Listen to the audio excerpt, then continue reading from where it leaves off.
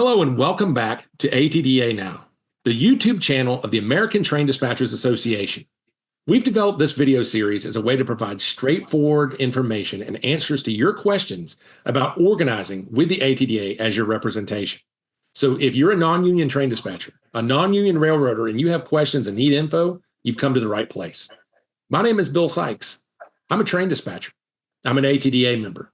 I've been a union railroader since 2001, and I'm the Secretary-Treasurer of the organization as I serve as a national officer. And in today's video, I'm going to help you understand a little better about how the pay works when you become an ATDA member and how the union dues work. People ask us about this all the time. They say, hey, look, we need your help. We need union representation. But before we dive in here, how's my pay going to work? What is it going to cost me in union dues? These are reasonable questions, and I want to give you guys straightforward answers. To help me do that today, I've invited Kevin Porter onto the video. He's an ATDA Vice President, and I believe his insight will be helpful as we kind of dive in. So, Kevin, first of all, thank you for being here. Hello, and how's it going? It's going great, Bill, and I am actually very excited to be here today. I really appreciate the opportunity to come on here. I know you're passionate about it like I am, man. And as union railroaders, we're just train dispatchers helping train dispatchers. That's something I've heard you say before. And so hopefully we'll be able to do that today. Before we dive in, just so they get a little perspective about you, can you tell the viewers kind of what railroad you came from and what your experience has been like as an ATDA member? Sure. I hired on with the BNSF in 2006 as an off-the-street train dispatcher. And I'm going to be very honest with you. I'm down here in Texas. This is not a union-strong state. I had no idea what I was getting involved with. I had many questions, and in fact, I was apprehensive. And so the more I got involved and I realized how much the union was helping me as just a train dispatcher, I decided I wanted to get involved with the union. And I did just that. And so as the years went on and things progressed, I became even more excited about the opportunities to give back. And that's really what we've done. I hope everybody understands that our organization is made up of train dispatchers. And that's what we do is we help other train dispatchers. Yep, that's what it's all about, man. And I can echo your sentiments. I know what the ATDA has meant to my life, my family's life, and the lives of so many other people. And so I'm excited to share this information and hopefully be helpful for people that are asking these questions. So I'm going to share a presentation, share my screen here. That we've got some good info through visualizations. All right. To get started, I want people to understand that, we're constantly organizing people. I'm telling you, from all over the country, call us constantly asking for help. And, we already represent all but one class, one railroad. And currently, the last one that we don't represent, the dispatchers at the Union Pacific, have been asking for help. I think they've been connecting the dots, looking at the evidence over the years about how UP does or does not prioritize their interests. And lately, the UP has caught wind of this, and they've been putting out some propaganda, and those dispatchers have been sending it to us. And one of the things they said recently in this little propaganda piece called "The Facts About Collective Bargaining," and I use the word facts loosely, is they said they should consider whether they, meaning us, the ATDA, can truly deliver on their promises. Let me just get this out of the way right now. We make one promise. We will get you the best deal possible. Period. We're going to fight our butts off. That's what we do. We are train dispatchers fighting for train dispatchers. And we don't make outlandish promises. What I'm going to do instead is show you the facts. I'm going to show you the data points, the evidence, and let you connect those dots and make up your own mind. So to get started with that, I want people to understand that the first thing we do, once we come on board, once you become a union property, we're going to negotiate a collective bargaining agreement. That's an encompassing document that impacts every part of your work life. And while I'm going to get into what that entails in another video, for this video, the important thing to understand is that will include a negotiated daily rate, like a pay rate. When you come in, you work your 8, this is what you get paid.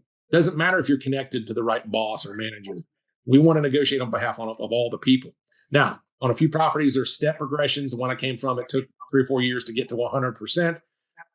BN, where you came from, once you got outside of your, was it 10 months or so to get through the probationary period to get to the full rate?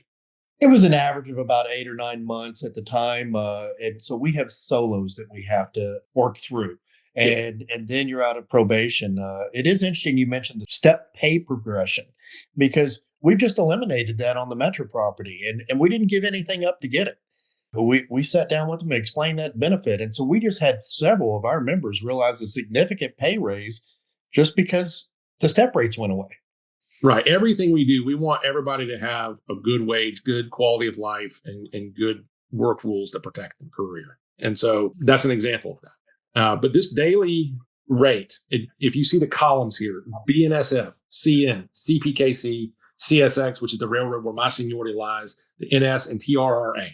All but one of these are class one railroad properties where we represent the train dispatchers, except the TRRA, which we'll get into that in a few minutes.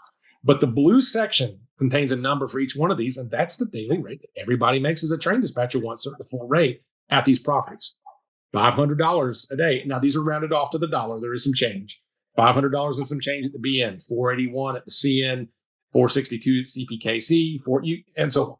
Now, that's a base rate. And we'll get into more about that as well in a minute.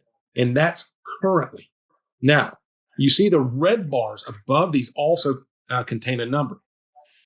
The ATDA has negotiated between local and national representation new agreements that are providing new wage increases that will extend through 2029. Now, the red bars are those properties that we've got these agreements, and it's going to raise their pay to the number in the red bar. So BNSF, instead of making $500 a day in 2029, they're going to be making $594 base every time they walk in and work for the day. You see that's $594, $572, $580, and so on. Now, two caveats to this. Number one, CN, that's the Wisconsin Central Dispatchers, we have reached this agreement, but in the ATDA, you get a voice about whether or not the deal is good enough. And so that is actually out for a vote right now. It's an agreement that is tentative, but they have to vote to approve it for it to go into effect. And if they say no, as that sometimes happens, their representation, along with the national ATDA representation, will go back and tell the company that's not good enough, and we'll keep negotiating. That's part of the process. That's something that if you're at the UP right now and a train dispatcher, you don't have that capability. You take what you get, and we want to help you in that and to take power. So the other caveat, CPKC, you notice there is no red bar. We're still in negotiations there, and so we don't have that tentative agreement yet. And so that's why, while these other agreements had an identical set of pay rates in their agreements, we don't have that agreement yet there. So bottom line, this is the daily pay.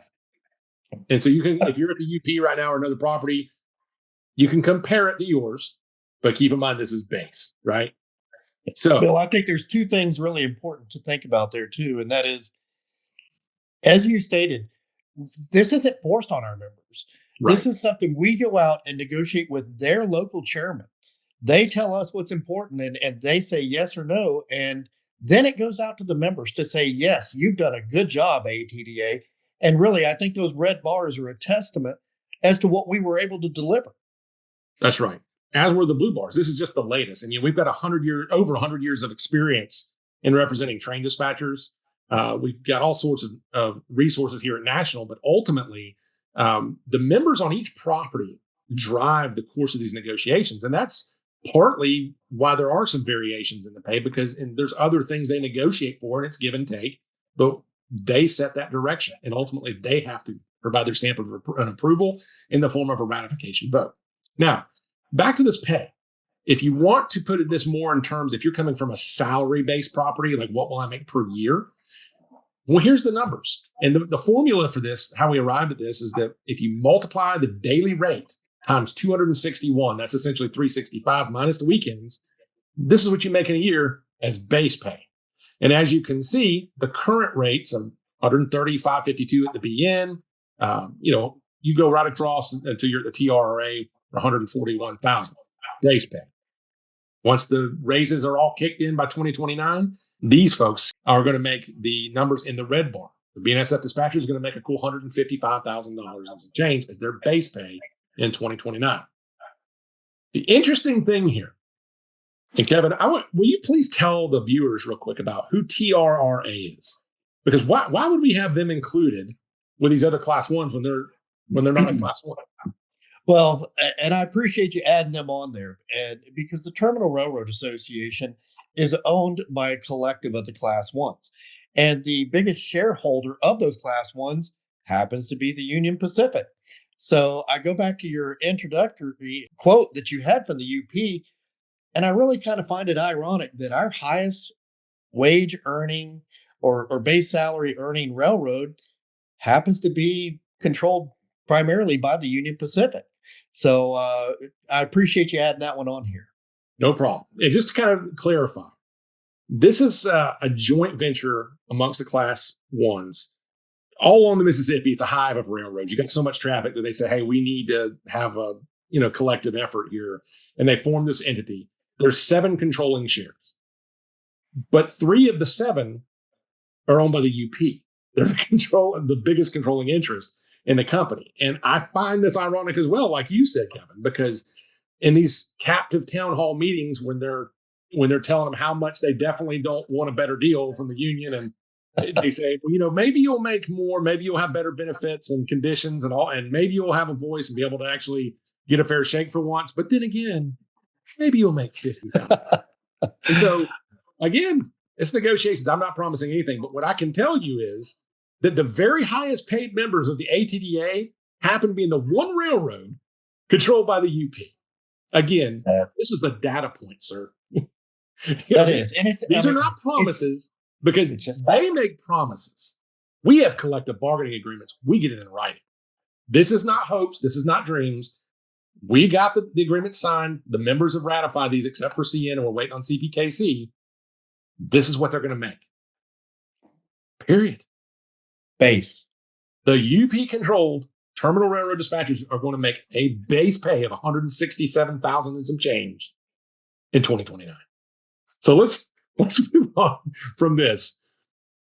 Again, we keep calling it base, and I keep reinforcing that because that's the daily rate when everything goes smoothly and there's no wrinkles or anything else. But in these collective bargaining agreements, we also negotiate for both arbitraries and overtime. Now, overtime's listed in here. Arbitraries are they're things that, like, I know you like to say, it's what the members want. We listen to their local voices, and they say it's very important to us that I shouldn't get pulled off my desk without a penalty because I just want to work my one job, right? And so in a lot of our agreements, we negotiate slide pay or diversion pay, where they might have to pay you an extra 4 hours, whatever that may be. Or I know where I came from at CSX, I had a transfer pay. It was $10 every time, and it was like for sitting down, and I get the conditions of the railroad from the previous dispatcher, and I give it to the next person who comes in. I got $10 every day, and that doesn't sound like much, but remember, I'm already making that base pay. Now I get an extra $2,600 a year for that, and it adds up.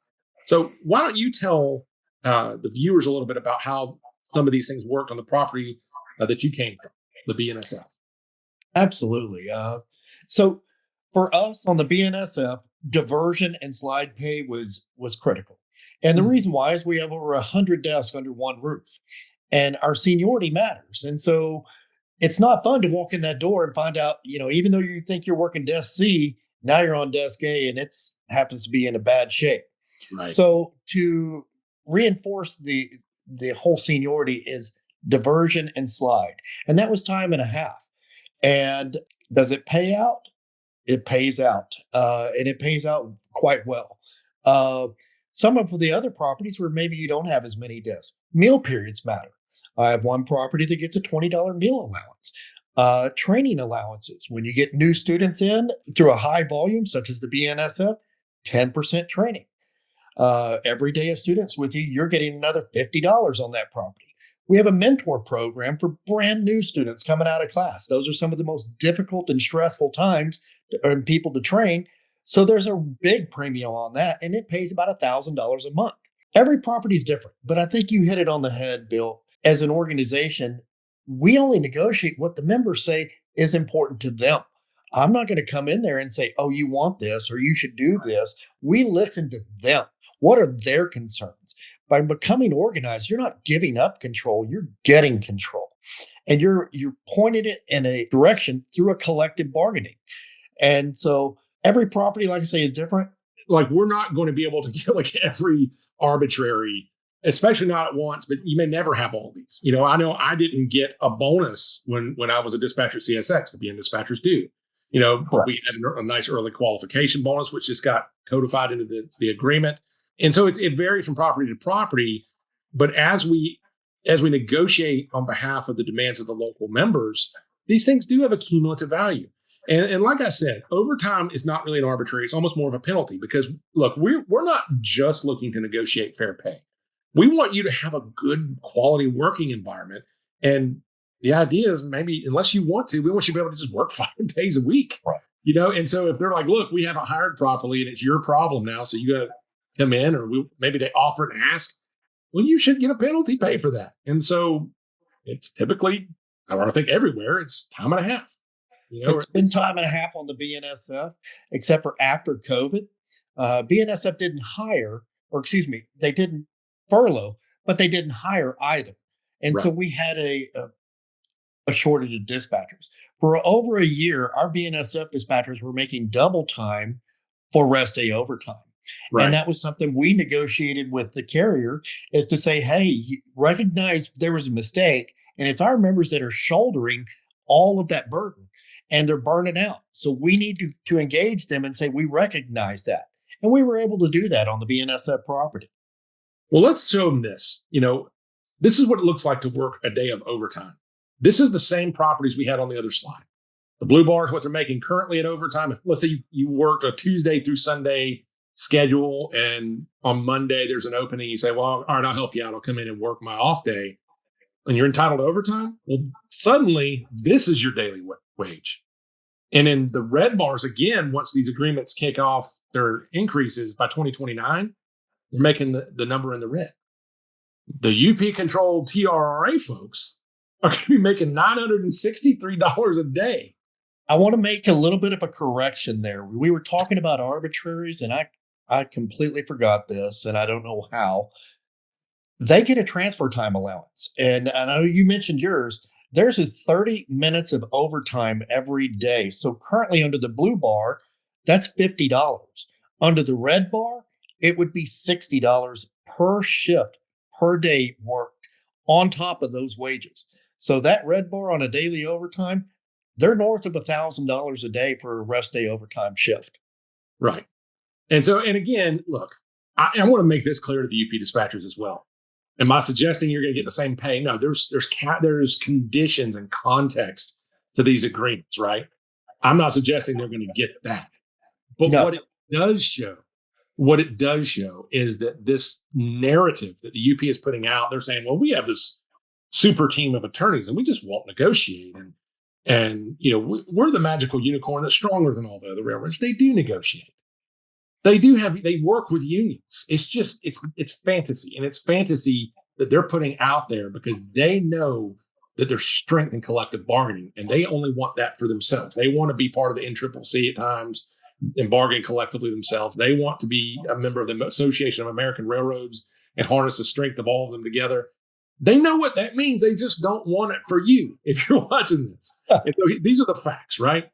Now, look at this, Kevin. Why don't you tell the folks out there the cumulative value of all these things we're talking about? What did it take? What did you have to, in case you can't see the screen here, what did you have to make in 2023 to rank amongst the top 50 highest paid ATDA members at BNSF? The screen says it all, Bill. Our top 50 highest earning train dispatchers, to be in that category, you had to make north of $180,000 to be in the top 50 train dispatchers. That's a pretty impressive number, if you ask me. Yeah, let's let this sink in. So we got almost 10% of the train dispatchers made north of $180,000, and that is a cumulative effect of not only the wages that we negotiate, that what we call the base pay, the full daily rate, right?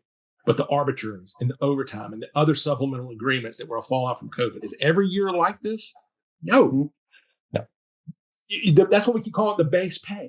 But to a degree, some of this is existent all the time. Because while some of those staffing related agreements are not present all the time, well, the slide pay is. The mentor programs are. All those other things you're talking about. And so if you want to go apples to apples here, look at the facts. This is another data point. That's what you get. This is what our members have been able to enjoy. These are the pay rates that and the arbitraries that we've negotiated. But it's understandable to say, well, that sounds great, but if it costs me $500 a month in union dues, maybe I need to think twice about this. And that's the kind of things they're putting out there. So you never know how much you might have to pay in dues, right? Well, here's the reality. The reality is they say and portray it like, and that's being the UP and other railroads, like that we're picking these dues numbers out of the sky. No, that's them with your pay, right? These rates you see, all the railroads we've looked at as far as their pay are all paying just a little bit more than $150 a month. This is not something I pick as a Secretary-Treasurer. It's outlined in a formula in the ATDA Constitution, which can only be amended by delegates who are members selected from each property. Transparency, there it is. $154 a month and some change. These are rounded off to the dollar at the BN. CSX pays $154. The TRRA, because they make a little more money, pays a few dollars extra to $158. That's it. If you're wondering about dues, I think this says it all, right? So if we can get back to this, I think that's very clear cut. If you would like more information about the pay, the dues, about just what it's like to be an ATDA member, we're putting a lot of resources out there. ATDAnow.org. That's our organizing website. You should check it out. There's a lot of stuff on there. There's a lot more coming, more videos. We've already got endorsements from other labor organizations. We've got like stuff about our healthcare and collective bargaining agreements for you to review. Seriously, this is a life-changing decision, folks, and we want the best for you. So just get the facts there, right? But if you need to talk to a person, if you need to get in touch with Kevin or get in touch with me, send me an email, info@atda.org. That's info@atda.org. We'd love to hear from you. I always love talking to other train dispatchers from around the country, other railroaders, and I think it would be really great just to help you get better informed. So anyway, Kevin, you got any other comments or any other insight to share before we log off here? I do. And I just hope that people take time to understand the facts and to ask the right questions and don't just make a snap decision. Right. Reach out. That's the thing. We're train dispatchers just like you, and we're trying to help other train dispatchers. There's nothing behind the curtains here. That's it. And I would encourage everybody, get your questions answered. You deserve it.